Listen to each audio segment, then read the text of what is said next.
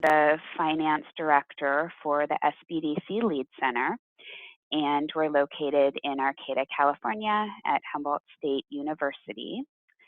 And today we're going to be going over some concepts related to the SBDC grant that we have that's on a calendar year. And these are some kind of key concepts related to the grant, and maybe reminders if you've been doing this for a while, or just kind of some key topics if you're brand new to this. So the first one is regarding the financial guidance for the SBDC program. So if you're wondering where you should look for the rules and regulations for the administration of the SBDC program, guidance can be found in the annual OSBDC program announcement.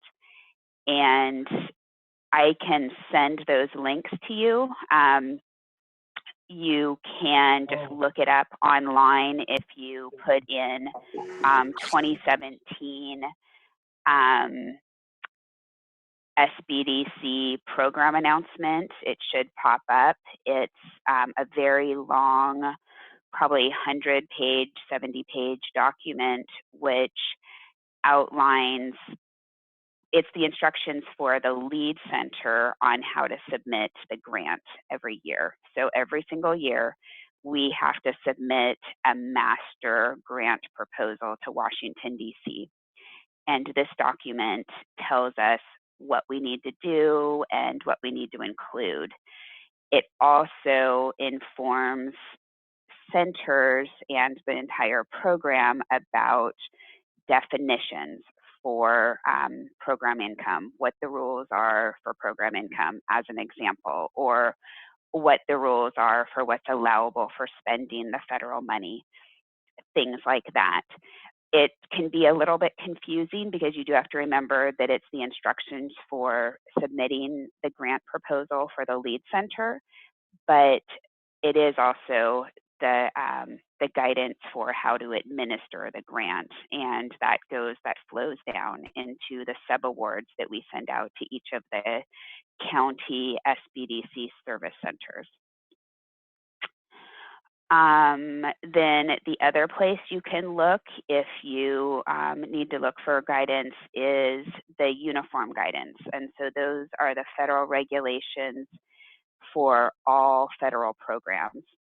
And hopefully you're familiar with those for cost principles, for audits, for administrative requirements for all federal grants. And of course, the SBDC grant is federal, and so it falls underneath that guidance. And then the other kind of rules or policies that govern the SBDC program is actually the service center host institution policies and procedures.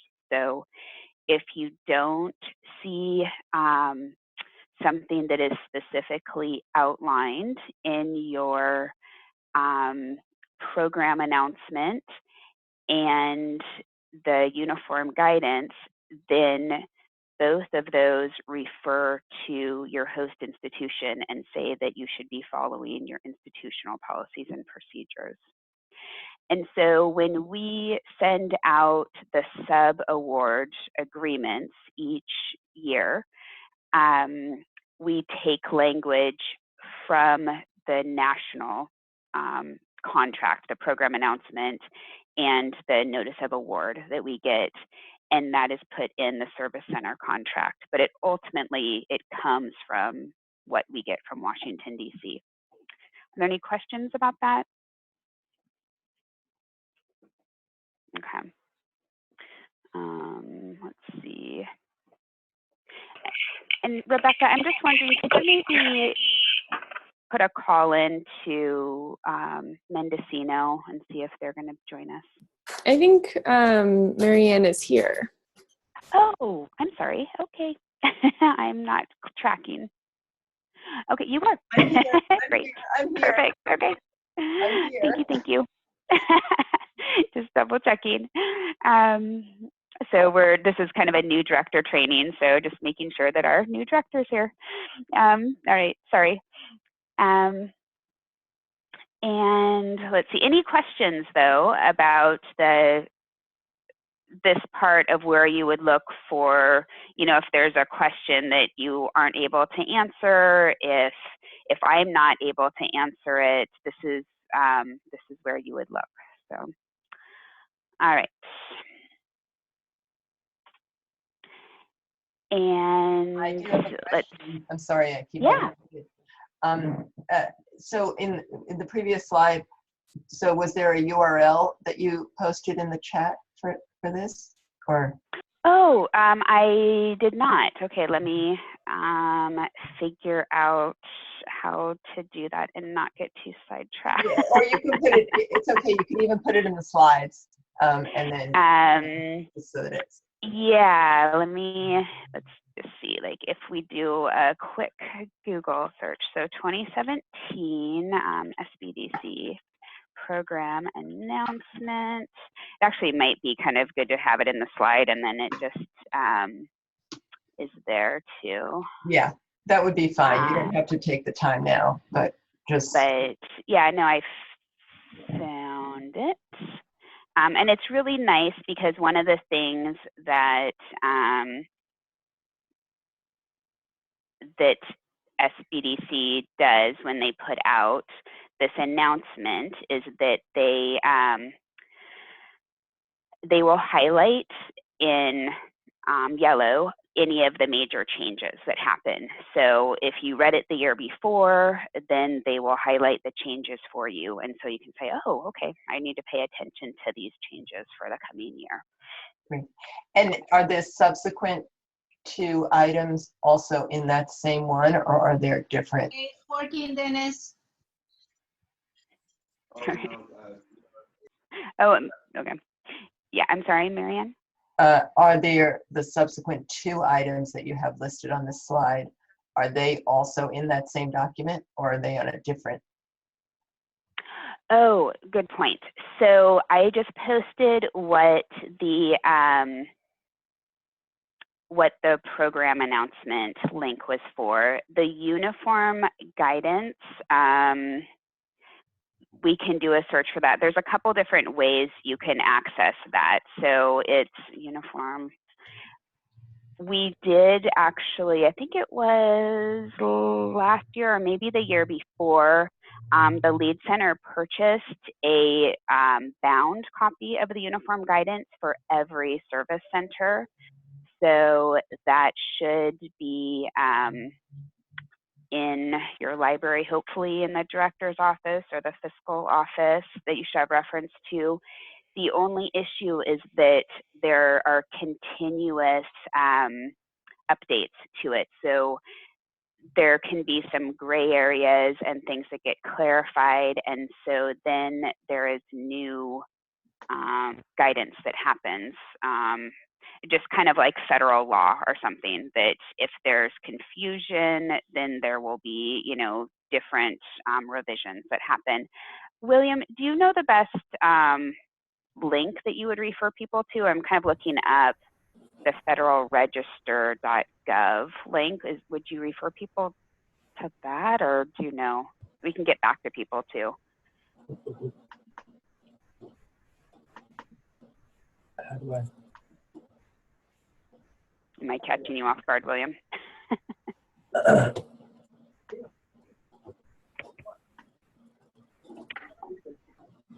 Oh, do you need to be unmuted? Oh, maybe? you're unmuted.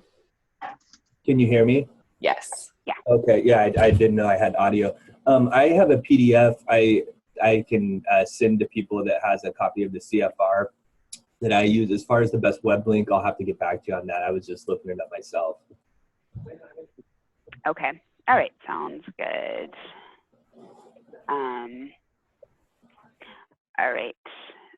So, all right. Any other questions about that? Okay. And so just one note about the service center policies and procedures. It's this is, oh, and someone's posting a link too. Okay, great.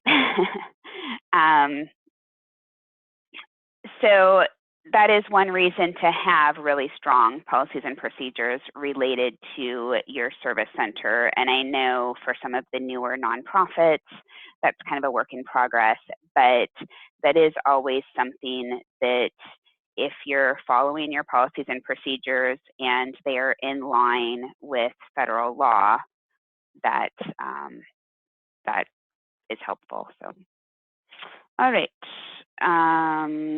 Federal expenditures are only for goods and services provided or received during the program year, and the program year is on a calendar year basis, which is January through December. So this is kind of the key principle to please remember that the federal grant is January through December, and some people have a bookkeeping system which is on a fiscal year, but we need to be able to track the expenses January through December. And so there might be different ways that you do that in your accounting system. At HSU, we have each of our grants is set up as a fund number. And so each time we have a new calendar year grant, we get a different fund number. So the fund number might be 100 one year and 200 the next year and 300 the next year, because our bookkeeping system is on a state fiscal year, so it starts July 1st, and we need a way to be able to track across 2 different periods. And we've also been able to work with our IT staff to get certain reports that will show 12 months, January through December, so that we're not constantly having to break out an adding machine and add up the first part of the year, January through June, and then the second part of the year. We can actually see those expenses together and choose which time frames we want. So that might be some options at your host, as well as that there might be fiscal reports that don't currently exist, but could be created if someone knows that there's a need. And so that's taken several years for us to figure that out and find out who the right person is for us to talk to, et cetera. Let's see, and these same rules apply for cash match expenses and in-kind donations. So it is just critically important to be able to track whatever expenditures are for goods and services that are provided or received, that's another point, during the calendar year. And we have cash match grants that we use, and they go for 3 years, but we need to have a good system where we can track which expenses are for a calendar year and for the next calendar year. And it's not about when they get posted. So this is where, especially when you're new, you can really mess up, is that there's expenses, there's invoices or goods and services that happen in December. You're not going to get the bills until the beginning of January. They're going to get posted in January, but they need to be declared on your final closeout invoice as December expenses. And so what we do at HSU is they're posted in January, and that's fine, but because they're posted under Fund 900 or whatever the fund number is, we know that we only are charging expenses to Fund 900 for 2016 as an example, and we'll have a different fund number for 2017, so we can do a cutoff in that way. For cash match, it's more manual, and we will look at the expenses when the month of January's books close, which is usually mid-February. We will pull it down into Excel, and I'll put a column showing 2016 expenses and then 2017 expenses, reconcile it to our general ledger totals to make sure that it does reconcile. but I have to sort of manually note which expenses go to which calendar year and do it that way. Questions about this?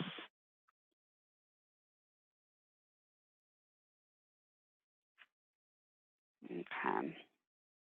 And you can also do little tricks too.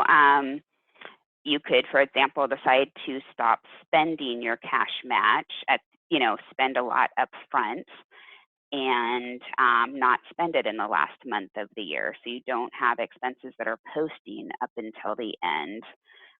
So there's less manual work, and it's posting to your federal expenses or something like that, little tricks about how you're doing your spend down that can help.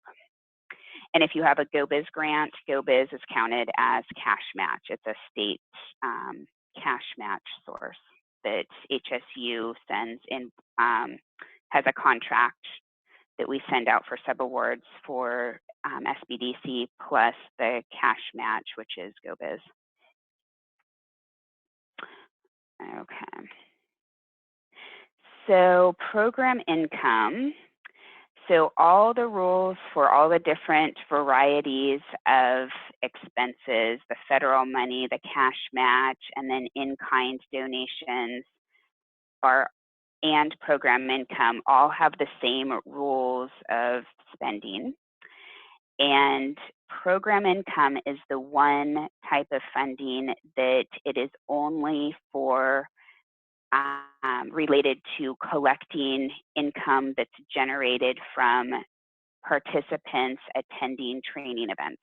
That is the only type of revenue that would be recorded to a program income fund or org, or whatever, however you're tracking it at your center or your host. So program income means gross income earned by the recipient that is directly generated by a supported activity or earned as a result of the award. And so if you want to reference that more, you can look up the uniform guidance section that's referenced there.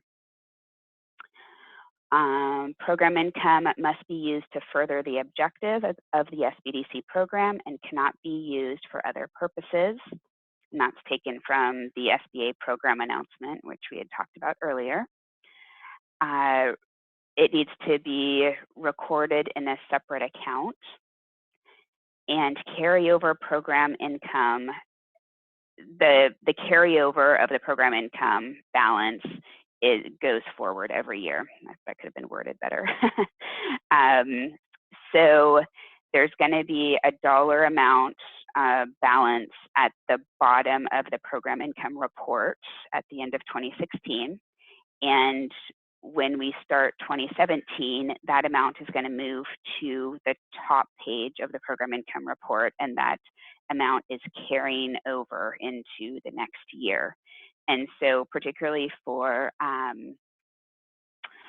junior colleges, community colleges, we're always trying to double check that the program income funds are not being kept in some type of account that gets swept at the end of a fiscal year. And so whatever you need to do to ensure that that balance carries over. Some centers, it's been that at the end of a fiscal year, you have to take that balance and do a journal entry into the next fiscal year, or different methods, or maybe you have a type of trust account that allows you to keep the income and carry it over. Keep documentation on program income sources and uses. So it's always a bit frustrating because program income, it's actually, there's not a lot of revenue, and therefore there's not a lot of expenses related to it. But there is a somewhat onerous amount of documentation that is required. There's a training file for each training, and we need to be able to reconcile if there was a training that 20 people attended and those 20 people paid $20, we have to be able to locate that the $20 from all those people was actually collected and deposited at the host and find it on the general ledger. And all of this is, of course, because it would be very easy for someone who's collecting that money to do something like take it for personal use, or it's a risk area. So that's why there's so many constraints on it, because someone could do something illegal here and have a personal benefit. So that's the reason for it. Any questions about this?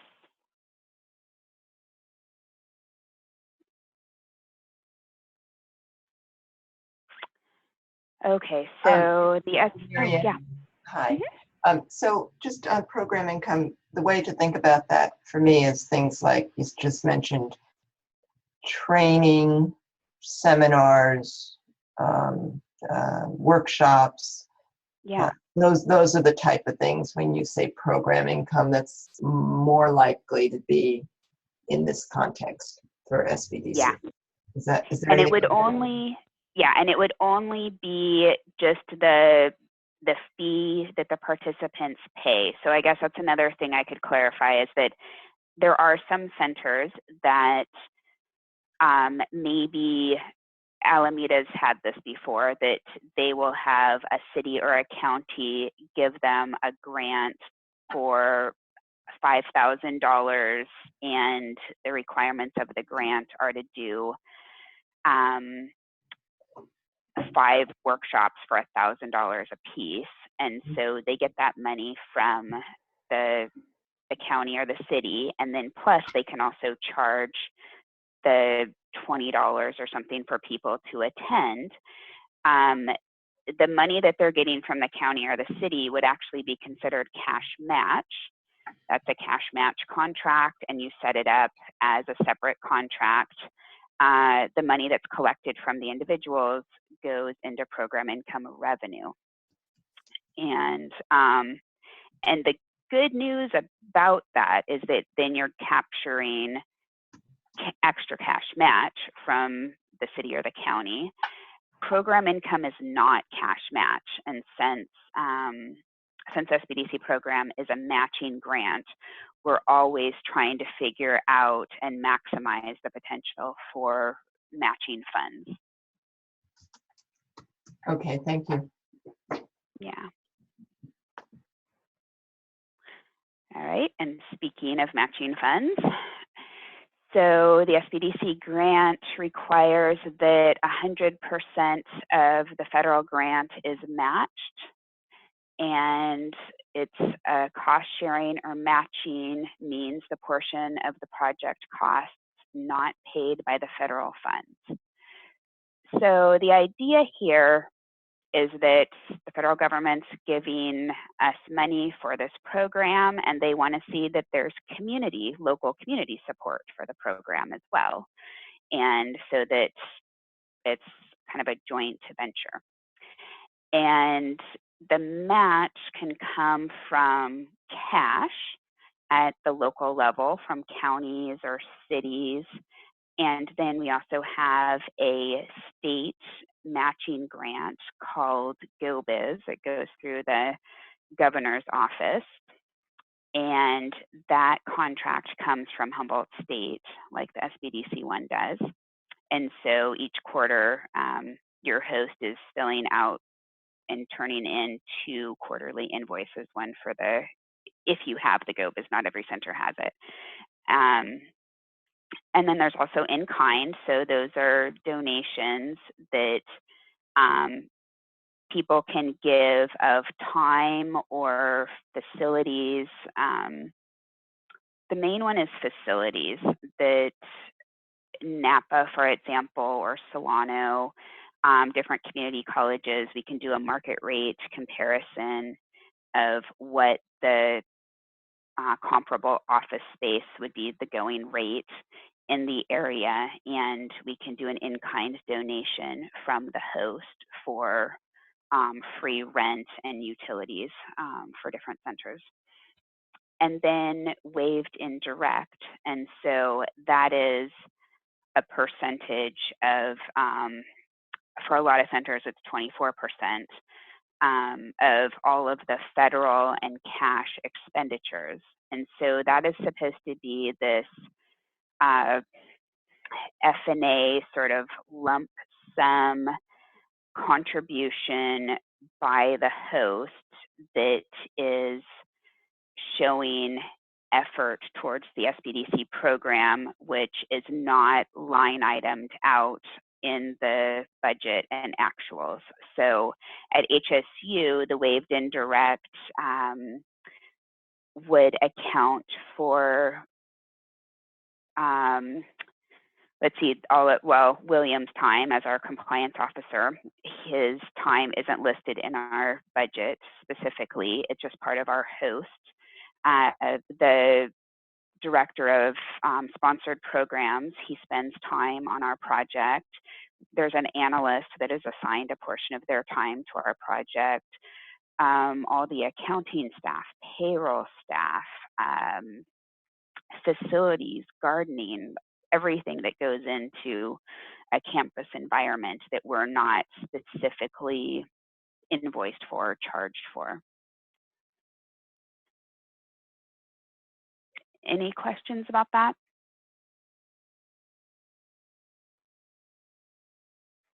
Okay, so those three areas are what make up your match for the SBDC program. And so when you do a quarterly invoice or when you prepare a budget, these are also broken out into these areas. For cash match, you want to make very sure that it really is non-federal programs. So there's been situations that something has had the name Cal in it, like Caltrans, or there was another Cal something, and it was actually federal funds. And so be careful about that one when you're deciding what's going to be counted as cash match. And make sure that it is for SBDC sort of related business advising services too. It needs to be in line with the mission of the SBDC program. All right, time and effort reporting, which is everyone's not favorite topic. This is about how staff are accounting for their time. If you fill out timesheets at your program, then you're fine, and that covers it for the most part. This can get a little more tricky at the community colleges where there is usually not a timesheet and people are paid by default, and then we need to have a letter of effort or some other way of documenting the percentage of time that SBDC staff have spent on the program, because it's usually a portion of their time. They might spend a portion on the SBDC grant and a portion on other programs. So number one, all employees charged to federal grants must maintain time and effort reporting. It does not matter what type of funding. Any employee funded with federal funds must document that time they spend working on the grant's objectives to demonstrate that the amount budgeted and claimed is accurate. What that's kind of saying is if I spend 25% of my time on that's charged to the federal grant, and then I do something else completely unrelated. Maybe I teach in the business department. I still need to document 100% of my time and show what I was doing for 100% of my responsibilities at Humboldt State University, for example, at my host. Time and effort reporting under the SBDC program is a method of documenting the work time devoted to the federally sponsored grant and is expressed as a percentage of professional activity devoted to the SBDC. Each SBDC recipient should develop a time and effort certification form. also known as an activity and effort certification form if the host institution does not have one. So best case scenario is that every host institution has a time and effort policy. They have developed a form. The SBDC grant is not their only federal program. I would assume, and especially for larger organizations. And so there should be a standard type of activity reporting certificate that would be used across all the federal programs. If that is not the case, then the SBDC program needs to develop something along with their host. And it might be a time for, okay, their host needs to figure out what is going to be the policy and have it apply for the SBDC program. And if they do get other federal grants in the future, then they will have this set up already. The effort percentages on the activity and effort certification form must total 100%. The total of the individual effort categories cannot be greater than 100% for each activity report. So this is another area that sometimes, especially with directors, they will try to make the argument that, well, oh my gosh, I work 60 hours a week. I should be able to write down that I have 150% effort on this project. And no, unfortunately, we can't do that. It's just whatever the total is of your time, what are the portions that are devoted to each area. Any questions?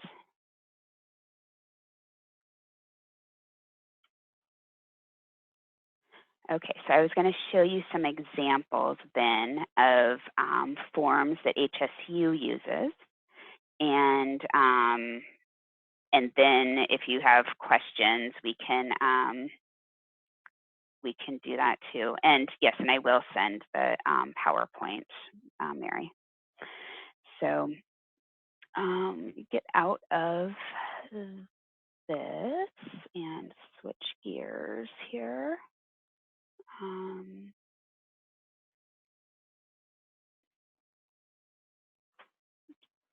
So new share.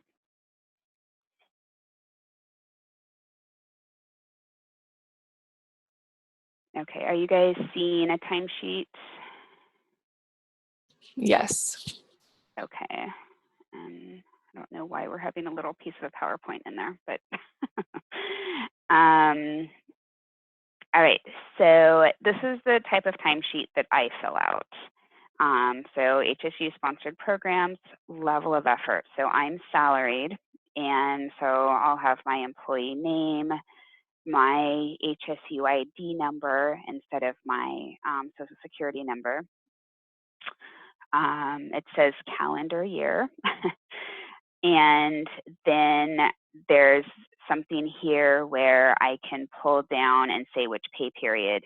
We're paid on bi-monthly, so there's 2 pay periods each month, which works really well for the SBDC program.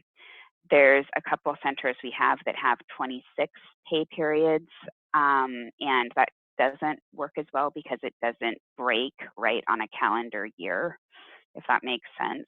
So at the beginning or end of the year, you might have a couple days that the pay periods are overlapping 2016 and 2017 or 2015 and 2016, which can be a difficulty. And then here I can choose if I'm, benefited or non-benefited, because those benefits are calculated at a different rate.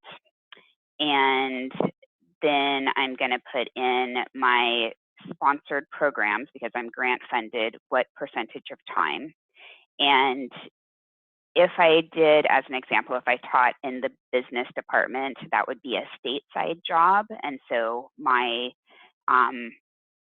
time and effort would not be documented on this form. This is only for a grant funded position. So I would end up putting 100% here for myself. And I mean, I guess I can just do this, but I would, let's see, it would, oh, why is it? Enter, oh, the salary. Okay, so it'd be the dollar amount. So it'd be, yeah, if it was $2,000 or whatever it is. And then it would be the project name. So each of our projects have a name as well as a number that we were talking about.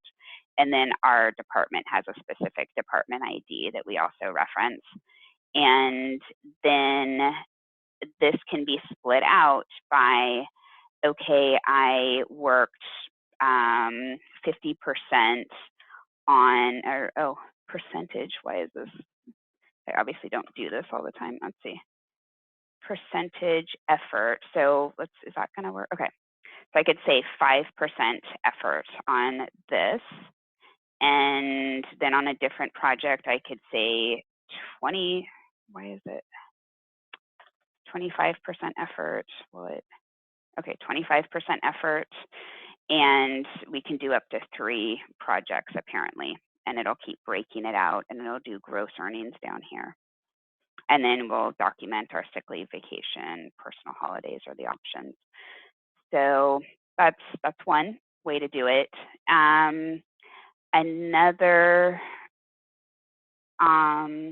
Another form that someone who is an hourly employee would fill out is, let me get into that,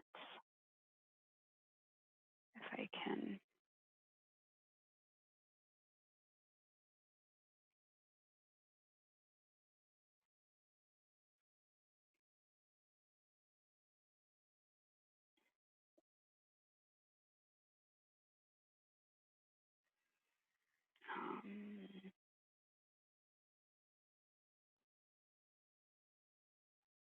All right, so hopefully you're seeing a non-student timesheet, and this would be an hourly employee timesheet. The one thing that's a little bit problematic here is that there's only one project that you can list. So if people needed to work on a couple different projects, they would have to fill out a couple different timesheets. So that's kind of a hassle about that. And you have to put down how many hours on Monday, for example, that you worked and that you had vacation and that you had sick time. Shawn. Oh, yeah. Sorry, we're just seeing the file list. I think the timesheet opened up in another window. Oh my goodness. Sorry, guys. Okay. Let's see this here. New share. Okay. Okay. Is that working? Yes. Okay. Thank you. Okay. So employee name. So Monday, and then you would write down hours worked, vacation taken, sick leave used, etc. And it would total per week. And this is where I was saying you can only enter one project name at a time. So it's kind of a hassle. But that is it. And then it auto totals for you. So less chance of, adding errors, etc. for staff. Has the employee signature and then the approved project signer for the grant.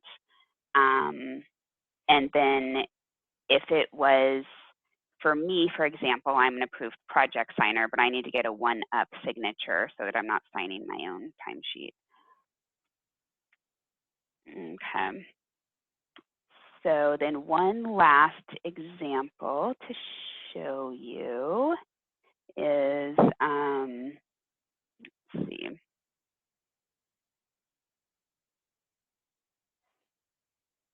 I'm going to do what a level of effort looks like at HSU. And that,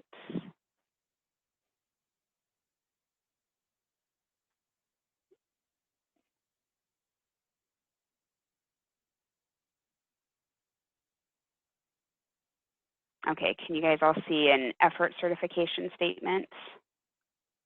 Yes. Okay. So this, trying to see if I can, I'm not sure if I can make it bigger or not. Maybe I can a little bit. Yeah. All right. So if someone does work on stateside, and I'm thinking for community colleges as an example, if someone has another project that they're working on that's on the state side and then also on a grant area, they would fill out something like this. It's called effort certification statement. You have the employee's name, the department, the term, and I mean, this is just HSU's example, but William, you feel free to chime in here because you're the one who actually is more involved with this. I'm not sure how often we do this. Do we do this annually or every 3 months, or it looks like every semester maybe. So then the estimated distribution of effort for the project. So right here is the university effort, and so that they're an instructor. And then right here is the sponsored programs, and that it's 15%. And there could also be another auxiliary. So we also have a different auxiliary, which is called an advancement center, university advancement. And so then that all totals to 100%. And it's signed here. And there's some instructions here if people need the instructions. So yeah. Any questions about that?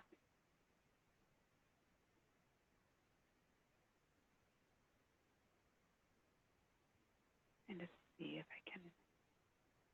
Okay, well, that was all I had. So if anyone has questions, please let me know.